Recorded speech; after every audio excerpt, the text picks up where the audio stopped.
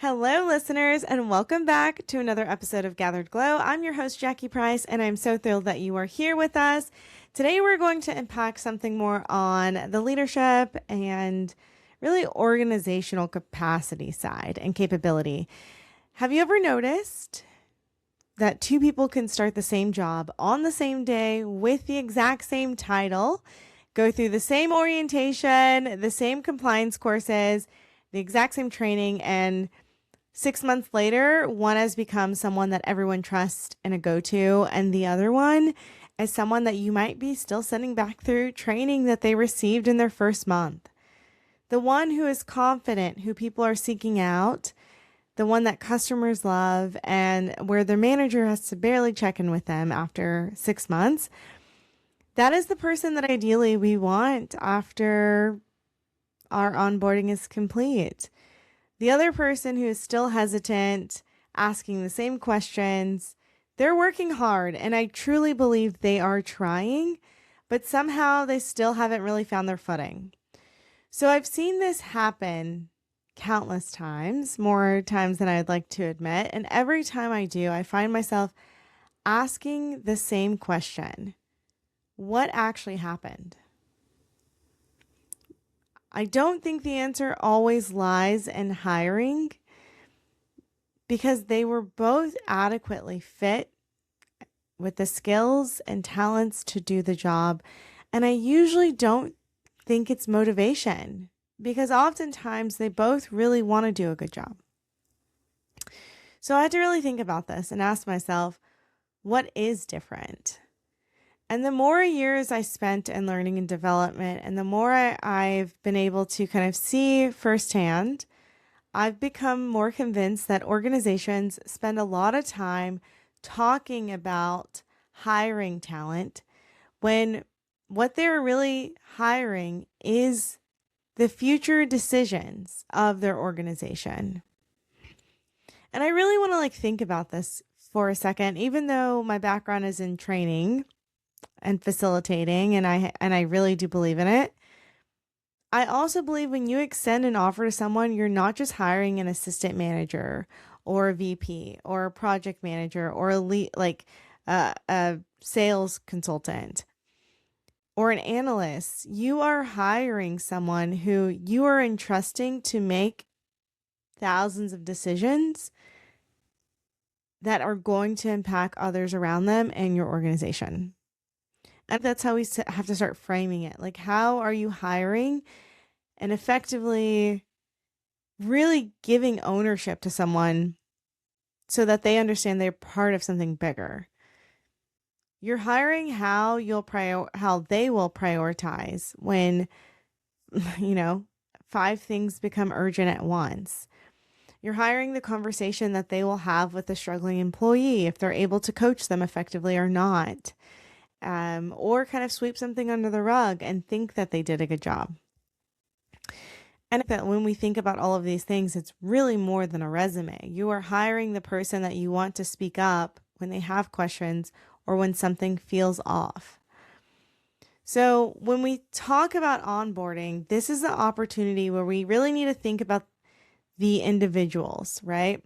Whether they will ask for help when they need it, whether they choose to stay silent, whether they feel like they can trust your organization from the start, or if they realize it's a culture or space where it's safer to say nothing, whether they feel like they can own a mistake, or if they feel like the blame is going to be passed to them no matter what.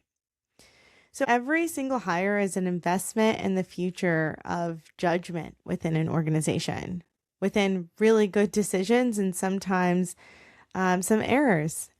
So when most people hear the word onboarding, they picture orientation, which I understand why.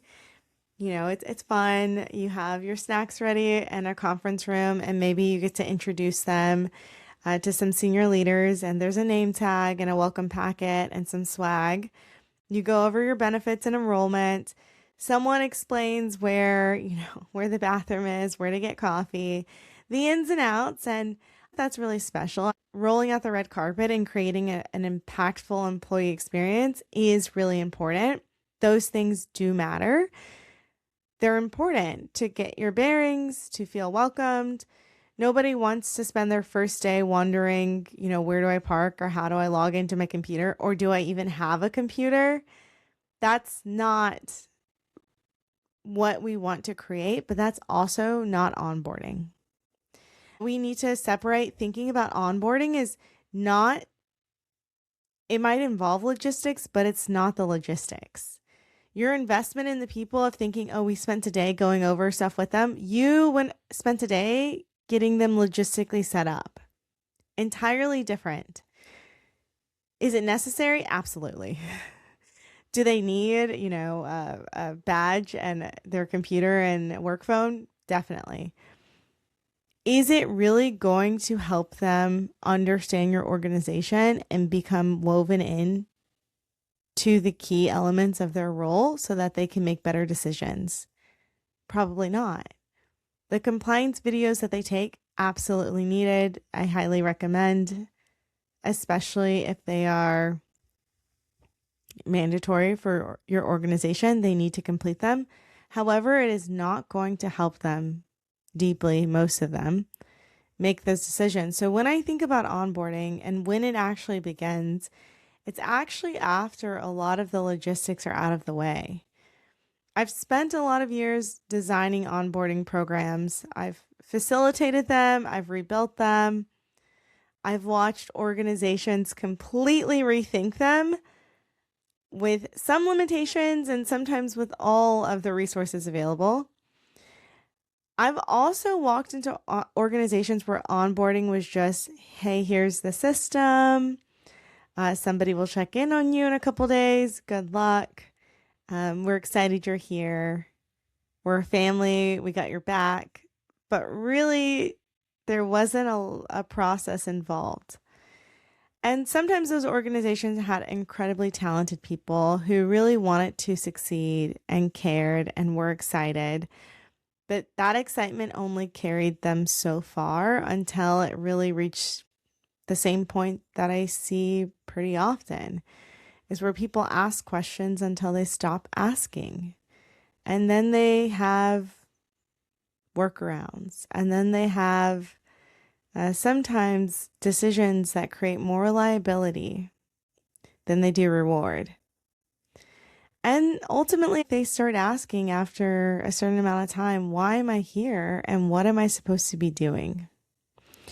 And that's a completely different question that starts to really separate the average onboarding experience from an exceptional onboarding experience. Because onboarding really isn't about teaching task. Teaching is part of it, but you really want to teach judgment.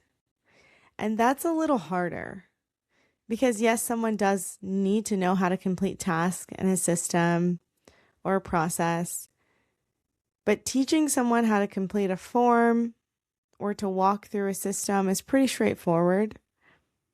Teaching someone when that form or when you need to get into that system matters, and who should be involved, and what exceptions exist, and how to balance competing priorities or the order something should be done.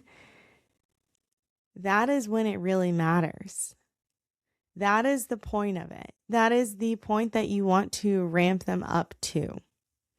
And that is something entirely different than what I see many times, which is a lot of the basics hit, a lot of, a day in the life, but it's really not explaining. It's like very task driven, which I think it's a key. You have to include that. It's a part of the puzzle.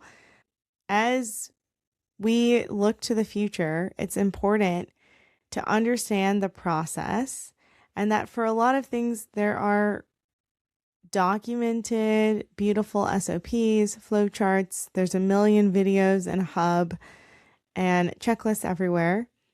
You can build a library with everything that you have probably available to give someone. But even if you've given that to them and when you ask them, how would you decide how this circumstance is handled? Who would you escalate it to first? that's when you're really going to start to understand what is really sinking into the level, to the degree that probably really needs to be understood to be effective in their decision making. Otherwise, they're going to keep routing those questions, probably to the closest supervisor to them or not at all. It's important to think about this shift when we talk about onboarding. Think about the people that we are bringing into our organizations and what they really need and what you truly need from them by them going through and investing in this time, whether it's training facilitated or with a manager or a mentor or a kind of self-paced option. The end outcome really needs to be rooted in how are they being integrated to best solve problems and make decisions. So I'm not saying that like onboarding is a problem at a lot of organizations. We can elevate it and really consider how we are approaching the process. And with the rapid speed of AI and prompts and integrations of systems, how are we really moving away from documenting like the checking the box of what they've done and really more so documenting, are they prepared to think through certain situations? One of my favorite moments during onboarding isn't when someone finishes a module, and I would probably bet that yours isn't either. It's when I actually see that aha moment when something clicks and they feel more empowered to take action. They realize that they know how they would approach that situation and handle it. So when you stop looking for them to memorize certain things or to have this module checked off, you really want to start looking for understanding. They're no longer asking, what do I do here, or what should I be doing? But why do we do it this way? And those questions make me so happy. I love it when that happens. Probably more than I should sometimes, because curiosity tells me that they're beginning to develop judgment. And that really eventually creates ownership. We celebrate completion way too early. Way too early. It's like somebody finished orientation, check. And I would get this all the time. Someone would be struggling and they would be like, first thing is go check their records. Did they complete training or this module? And I'm like, they did. That does not mean always that it was effective. It does not mean that they were given the right really learning style, or sometimes even just the quality of it wasn't ever going to bring them to that point. They can pass the assessment, that's wonderful, but none of those things actually tell you if somebody is ready. It's just a completion. And completion is great when you have reporting and you want to show your numbers. And I think, for compliance and for specific circumstances, you need those completions, but it does not equal competence. And competence isn't confidence. Confidence isn't judgment, and judgment isn't ownership. And to me, onboarding almost feels like climbing a staircase. You complete the learning, and that's like the first step. For most organizations, we understand why that's important as a step. And then you become competent enough to do the work. And that's the next step, and that's what we look for. Usually that happens within the first 30 days is what we're looking for. And then confidence begins to grow because you've practiced. You're out of the sandbox. You're really in your element. And once that confidence begins to grow, your judgment improves because you've experienced enough situations to recognize patterns, and eventually you take ownership and you become the go-to as well. And ownership isn't saying like, I've got it, I have all the answers. I don't think that's not what I mean when I say ownership. Ownership is someone seeing a problem before they are asked. It is when you are able to make thoughtful decisions because you understand what matters to the organization, what matters in your role. And in order to do that, you have to know the strategy. You have to know the vision. You have to know your business, your industry, and you have to represent it well. It really is the point of onboarding. And sometimes I feel very passionate about this, but sometimes I really get upset when I feel like this is a check the box completion. And you want to consider the employee's experience through it all.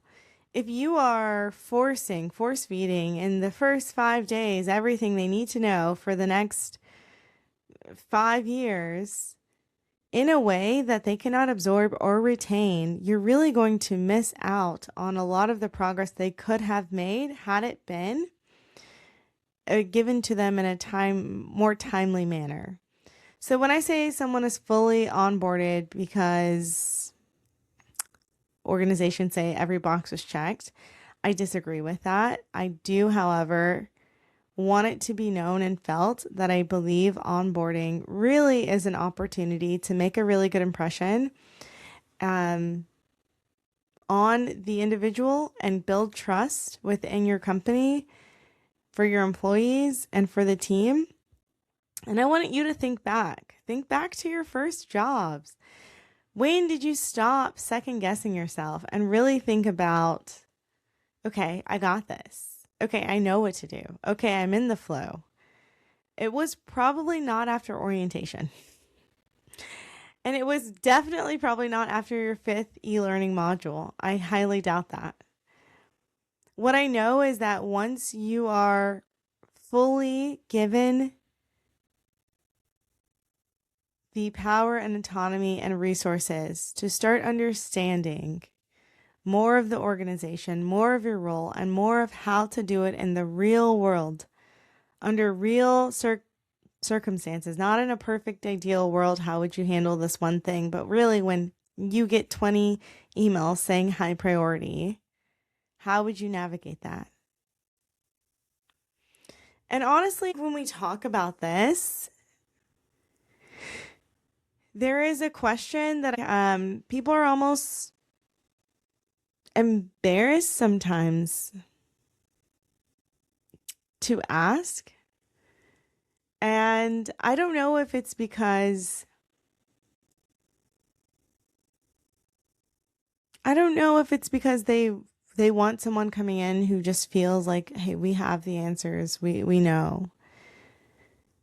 Sometimes the people who are struggling actually after onboarding and the people who are extremely successful are the ones that you really should be asking questions about. How was it? When did you gain confidence? What moment helped to build that was not part of the checklist? How did you start determining these decisions that you've been making and understanding the organization? And I know that these seem simple because usually we do on a scale of 1 to 5 or 5 stars. Tell us about your onboarding experience. Those questions seem simple, but they give you so much insight. So they see that your values are not just on a poster, but you're actually living them. You're actually asking the people who've experienced it to give you real insight and feedback so that you can make change for your organization. Because the more you really tune in to onboarding, the better it is for every employee within your organization, for every manager that is leading people, who's adding a new person to their team. It will be a little bit, I think, not unique, but it would be helpful to really, every quarter at least, have a council meeting of what could we do to improve this? What can we do to elevate this? Who do we need to talk to? what pieces and what departments can add a little bit more to this? How can we reduce the time of things that are not necessarily essential and increase time in areas that they are really gaining a lot of value?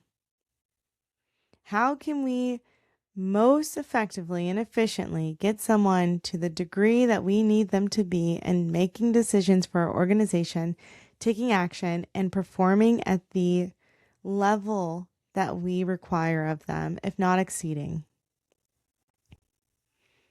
The organization is always teaching their individual something as well. So the question is it teaching what you intend? One thing I find fascinating is how quickly new employees become really aware. They walk into an organization and they start to decode it right away. They study people. They understand who actually has influence, what gets rewarded, what gets ignored. And I can admit that sometimes those things have a higher degree of impact on their experience than the actual standardized onboarding that you have. So they're observing, do people actually collaborate? You've told us in orientation you have a great culture, but I'm not witnessing that. And so the values, the culture, what you say is to be alive within your organization needs to also be represented. Your employees are starting based on observation, and they will do this automatically, which means that their onboarding isn't just what is intentionally taught, but also what they observe. So I would be really aware as you are thinking through of employee experiences and how employees really join an organization and get properly up to speed. I think this is a huge opportunity that exists. I have some companies in mind that I think do this extraordinarily well, and there's others that I know it's a bit more inconsistent. I want to encourage you wherever you are in your organization as you are thinking about this, whether you are the employee or the employer or the HR team, that you think about this from a new lens. You're not alone in this. And honestly, you have quite a bit of data and feedback I'm sure you can use as you reformulate what this could look like for your team. The model that you use next quarter does not have to be the model that has been used for the last 5 years. In fact, that's one of the biggest misconceptions is that it has to be a 30, 60, 90-day model. You can change your model, and I highly recommend, depending on your organization, that you do, and that you do kind of reinvent and reimagine what it can be. Okay, well, I get so passionate about onboarding. I get passionate about employee experiences and human behavior, and it's one of the most critical first impressions that they are going to experience at an organization, and one that can be really powerful if it is done well. So I hope that this was helpful as you think through how your team members are joining, what you need to give them to be highly effective as quickly as they can, making decisions and taking ownership. I'm so honored to have worked with some amazing companies that take this so seriously and wanted to make sure that they're doing the best for their team. It can be complex, and there's sometimes not a black and white answer that is perfect. It may depend on your organization, but there are plenty of strategies out there to choose from. I hope that this was helpful and that you continue to evolve and innovate. And I will see you next week for another episode of Gathered Glow. Thank you so much for tuning in. I'll see you next time.